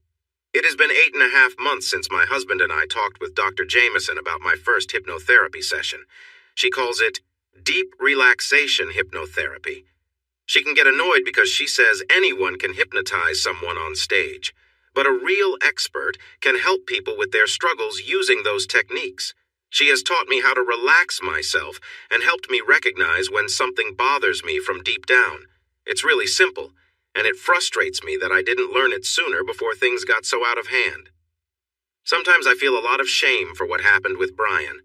My parents and Aunt Ruth raised me better than that. They never behaved so openly. Dr. Jameson and I figured out that part of me was acting out against what I was doing. I realized I was increasing my drinking and my risky behavior so Mark would notice and put a stop to it. Looking back, it feels so hurtful and self-destructive. I knew Mark's work involved a big investigative agency, so I was bound to be found out eventually. Being careless about it only rushed the outcome. We still don't understand why I chose that way to try to stop my wrong choices. Dr. Jameson often reminds me that my subconscious doesn't process things like my mind does when I'm awake. That's unfortunate, but all this therapy is helping me understand myself much better. I know I won't fall into a bad place again. I'm aware of my feelings and how to keep an eye on myself now. I can share what I learn with others, too. Last week, I started volunteering at a hotline, and I think Shirley, one of the girls who used to hang out with me, will seek help for her drinking. I offered to take her to an AA meeting and find her a sponsor. She started crying because she was so grateful to have someone who cared. I felt really good about helping her. I'm going to support her all the way. Me? I tried to have a little wine recently, and it almost made me feel unwell. Christmas has come and gone. It's almost a year since I first learned about hypnosis. I see Alyssa a few times a week. Mark lets me see her whenever I want. I just have to call him. It's not the same as living with her and my husband, but it's better than nothing. She'll be 5 soon. She's growing up fast, and I wish I could be there more. When I visit Dr. Jameson, we don't have much to discuss anymore. I feel so lively and happy to be alive now. I truly feel good about myself. I know I made mistakes, but it feels like a different person made those choices. I'm not the same woman who pushed my husband away. I've been feeling restless lately. I haven't been close to my husband in a long time, and I miss him. I won't feel complete until I'm back with him and my daughter. I talked to Dr. Jameson about my worries. I told her I wasn't sure if Mark loved me anymore and felt stuck about what to do. She asked why I thought that, and I shared that he seems distant at times and doesn't like me to get too close or have private conversations. She made a sound like she was judging me, but now I just roll my eyes at her in my head. We only show our true feelings when it's just the two of us. She's become closer to me than my mother was for a long time, but even that has changed. My mom called recently, sounding really happy. She and Dad were going on a cruise to Jamaica to reconnect. I was surprised. It seems like Dr. Jameson's treatment and some additional counseling have helped my mom in ways I didn't expect. We cried together, and it was a good kind of cry. Anyway, I told Dr. Jameson I wanted to be with my husband again, but I wasn't sure if that could happen. He didn't seem to care. Once she finished being a little judgmental, she asked if Mark had finalized the divorce with his lawyer. He hadn't, but I thought maybe his lawyer advised against it, considering I was in therapy. Dr. Jameson held back a sniffle this time. She asked me if she had ever asked for anything in return for all the time we had spent together over the past year. She pointed out that Mark could have stopped our sessions any time he wanted by not paying, but he hadn't done that. I realized she was right, even though I hadn't thought about it like Dr. Jameson did. It changed my perspective. She also asked when the last time was that Mark had kept me from seeing Alyssa, and I knew he never had. She said I should think carefully about those things. They didn't seem like actions from someone who wanted to keep me away. I mentioned that I doubted Mark would want me back after everything that had happened between us. She laughed at my words, and I found it amusing, too. I really admire Dr. Jameson. She is always calm and collected. She explained that Mark was more hurt about the trust between us being broken than about anything else. His pain was less about the physical side of our relationship and more about feeling abandoned in our marriage. I never intended for any of this to happen. I recognized that deep down. If I had been clear-headed, I wouldn't have made the choices I did. It makes me uncomfortable when I think about the places we went and the late nights we spent out. Thinking back, I realized that except for a short time, I had only ever kissed Mark. Everything that happened is closely tied to the hurt I caused him and our child. I feel terrible about my actions, and I don't know how else to express my apology to Mark beyond what I have already said whenever he listens. Dr. Jameson asked if Mark would consider returning to counseling with me. She mentioned that he likely had a lot of feelings he needed to sort through. She suggested that if Mark saw I was working on myself and recovering, he might be willing to try to rebuild our marriage instead of walking away. I told her that the last time I had mentioned working with her to him, he didn't respond.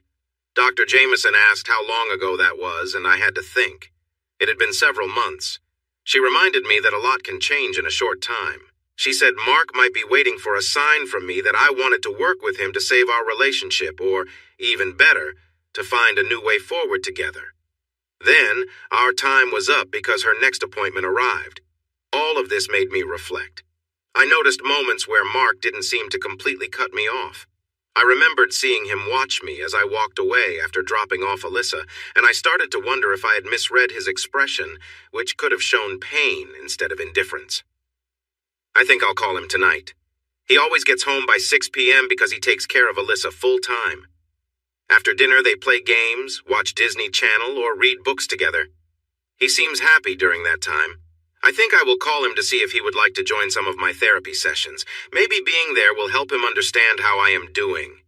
I hope it means something to him. I want my husband back. I want to be his wife and partner more than anything. If he takes me back, I believe I can make our daughter happy again because she will have her mother with her. First, I need my husband back. I will do what it takes to win him over again. I want him to see that I am still his. I have a grandson, Carl said proudly. I looked at him over my coffee cup. I think sometimes I keep the coffee shop busy. I drink a lot of coffee. Recently, I had to switch to decaf in the afternoons, or I would be too jittery when I got home to Alyssa. Carl preferred tea, which seemed to help him avoid some of my stresses. Yes, I know, I replied. 2 of them. I've met them a couple of times. I had met them at every family picnic or dinner Carl brought them to. It wasn't really 2 times. I had seen his granddaughters and grandsons grow from babies to young children, but Carl shook his head. No, I have 3 grandsons. I tilted my head. I didn't know this. I stayed quiet. Carl had become a close friend over the past year and a half. He helped me uncover the truth about my wife's actions and then quietly ended the investigation team that assisted him. Only he and Maggie, my secretary, knew all the details. My daughter Janet's oldest son, Zane, has been in care for years, Carl said softly. He is 15 now. I didn't know, Carl, I said gently. I am so sorry. I should have paid more attention. I felt awful. He brushed it aside. It's okay, he replied. He was already in treatment in Colorado when I started here, and he isn't part of our daily lives anymore, though we visit him when we can. I nodded, feeling uneasy. I felt like I let him down. Zane is quite tall for his age. 6 feet already, Carl added, lost in thought. His weight goes up and down. He might weigh 250 pounds for some time, then forget to eat and drop down to 170 before you know it. Carl shifted in his chair, and the leather creaked beneath him. Zane doesn't really live in the present. He hears voices that trouble him, confuse him, and sometimes lead him to act out, Carl said, watching the way his coffee stirred in the mug with his hand.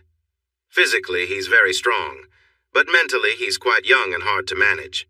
Some days he seems like a cheerful 10-year-old boy. Other days, when he's feeling paranoid, he becomes very difficult. My daughter couldn't handle him. He has been bigger and stronger than she is since he was 11, and we went through a tough time having him in a treatment center. Carl stirred his coffee that didn't need stirring, looking troubled. We hope they can help Zane learn to manage his challenges so he can take care of himself when he grows up, but we can't be sure. He can tell the difference between the voices in his head and real people now.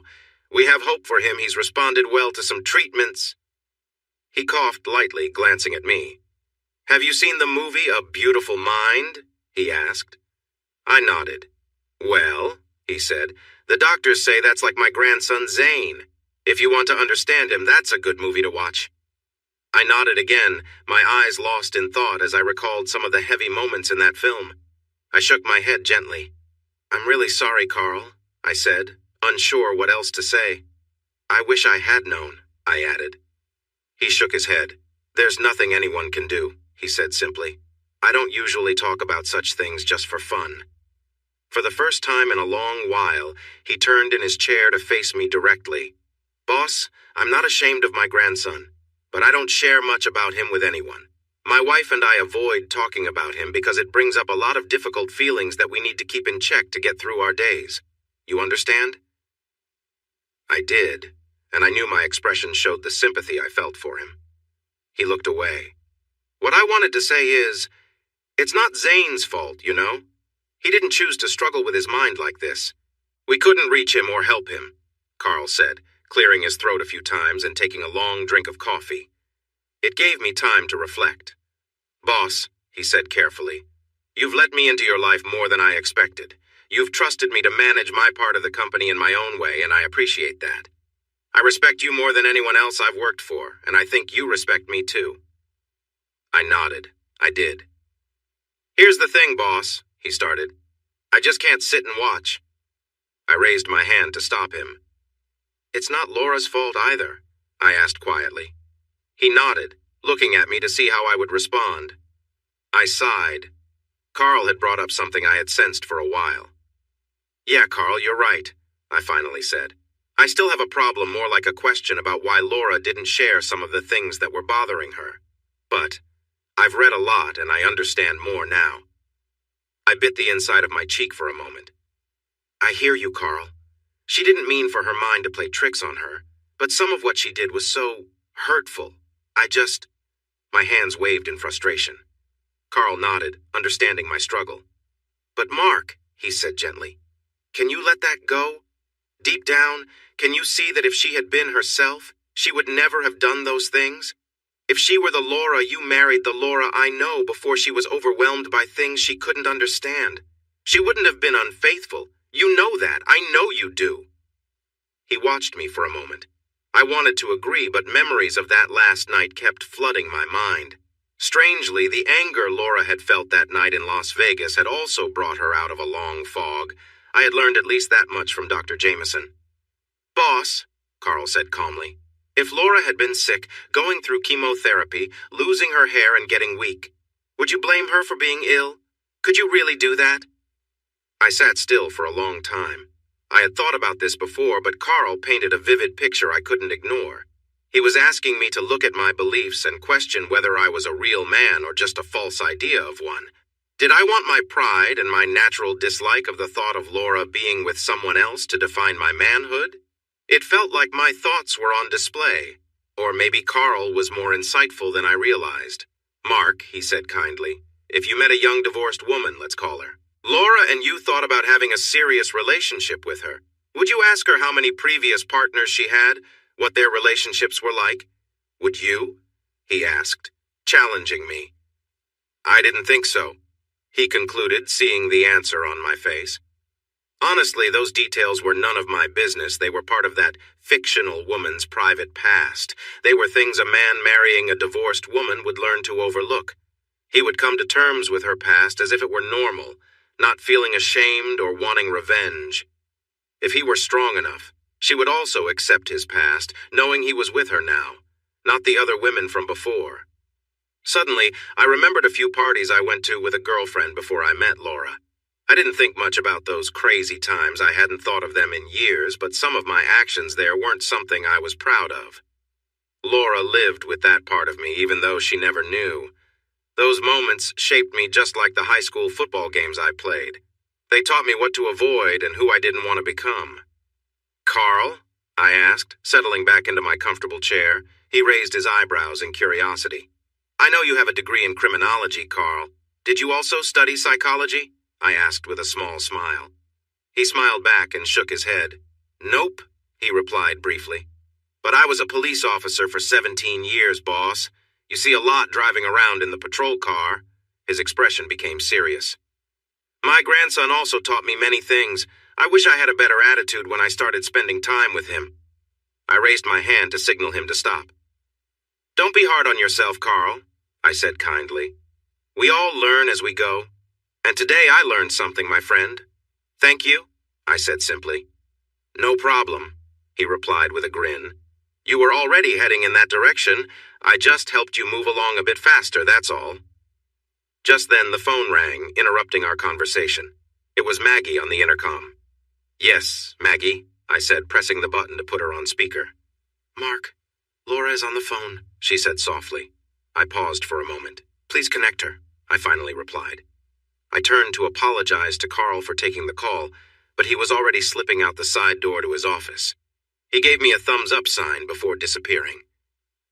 "Doctor," I said softly, "I've found ways to deal with almost everything about this situation, but I still struggle to understand why my wife didn't talk to me about her concerns at the start. I might not have understood right away, but she could have at least said something." The doctor looked at me thoughtfully for a moment. I knew she remembered when I walked out more than a year ago after something she said upset me. "I'm not going anywhere," I told her with a slight smile.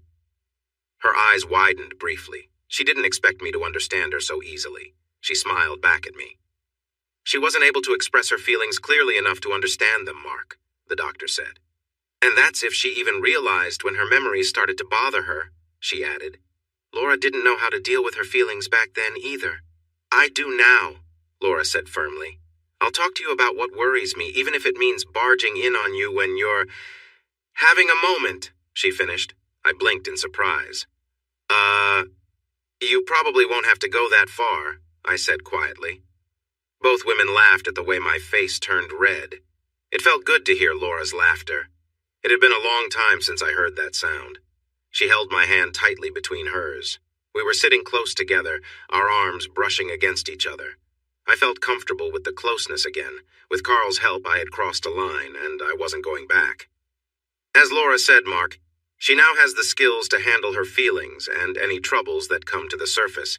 There's no sure thing, but she's much better equipped now. It's taken a long time for Laura to reach this stage, and we still have some things to work on, but she has won many of her inner battles. You two will still have things to talk about together, but Laura and I believe that there won't be so many issues hitting her at the same time anymore. What about you, Mark? The doctor asked. Are you okay with what we've talked about? I took a deep breath. Dr. Jameson, with the help of a good friend, I've worked through most of my concerns. I smiled briefly at the doctor, recalling how I had disliked that word a few months back. My friend shared about his young grandson, who has the same mental condition shown in the movie, A Beautiful Mind. Hearing about what Carl's family went through made me face my anger and put it into perspective. The doctor nodded, showing she understood my feelings, and Carl's family's struggles. I had to rethink many things, I continued, and I let go of the anger I had been holding. I paused for a moment. I won't say I'm completely healed, but it's no longer the main thing I focus on, I added. I turned to my wife.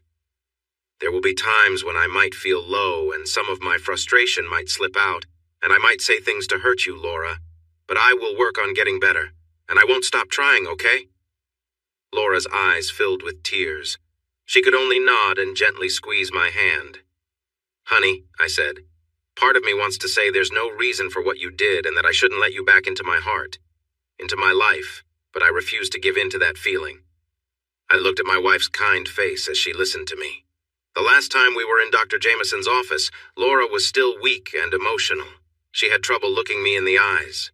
Now, she seemed more like the woman I married, maybe even a bit stronger than before. Sometimes a bond can grow stronger than the original fabric.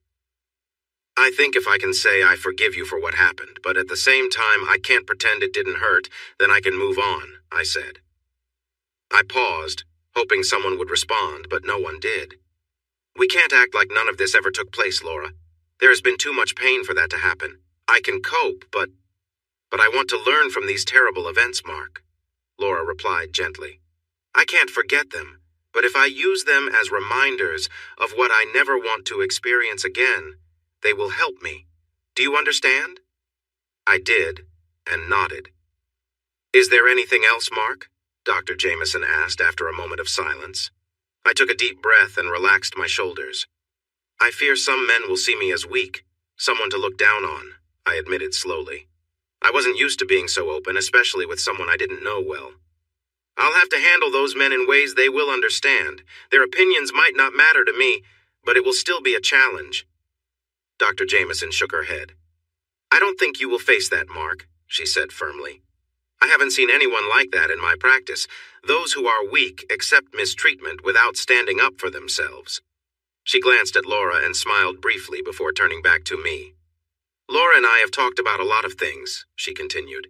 If there has ever been a man who took strong action to stop what he wouldn't accept, it's you. She paused, raising her hand to emphasize her point. I've mentioned this before, Mark, but there's a side of you that you rarely show, especially not to Laura or to your child. You can be very firm and unyielding when someone wrongs you, and Laura understands that now. If nothing else has come from this experience, she knows you won't allow behavior like what she showed back then. She frowned slightly. Oh, and most people won't think less of you, she added. They will see your kindness and the love you both share rather than focus on the tough times that brought you here. She looked at me and smiled warmly. Still, if you have to challenge someone to a duel, then go for it, she said. I'll hold your coat while you take care of him, honey, Laura replied gently. Then we'll walk home together, okay? There was nothing left for me to do but kiss her. I struggled to buckle the car seat in the truck. It was tough because trucks aren't built for small kids or car seats, but I eventually managed it. Alyssa had been waiting for a while, almost losing her patience. As soon as I finished, she jumped into the seat. Hurry, Daddy, she said, wanting me to fasten her lap belt and shoulder straps. Shoes off or on, I teased. For a moment, my 5-year-old daughter paused. She was getting older, but she still loved to play the tickle game that usually came after taking her shoes off. She didn't really like the car seat now, but I wanted her to be safe. On, she decided. Let's go now, Daddy, I smiled. I'm going as fast as I can, honey, I assured her. I closed the passenger door, jogged around to show I was hurrying, and climbed into the truck. In a few minutes, we were driving quickly out into the countryside. We were on our way to Alyssa's Uncle Dan's house, and we couldn't get there fast enough. Laura had been staying with her brother Dan for the past year and a half while we worked on fixing our relationship. Today, my daughter and I were bringing her mother and my wife home where she belongs. But that didn't solve everything. Laura and I still had a lot of trust issues to work on. I know I watched her closely for a long time. My suspicions probably showed sometimes, but Laura always took the time to explain things when I asked. I think she felt frustrated on some level, but she handled it well. A couple of years ago, she called me in a panic, saying she was stuck in traffic and couldn't get home when she promised. I helped her calm down so she could drive safely. I could see on the traffic cameras there was a big accident ahead, causing a long backup on the highway. I suggested she take the next exit and gave her directions to avoid the traffic. The important thing is that her worry made me less anxious. I've mostly moved past my suspicions now, but we both remember why we are cautious about sudden delays. I always make sure to let her know if I'm going to be late. We don't discuss the reasons anymore. I sit in the dark of our living room, with only the moon shining softly through the window. I enjoy this time of night. There are no sounds from traffic and no rush outside to disturb me. It's quiet and calm, and it wraps around me like a gentle blanket. Hey everyone! Thanks for watching.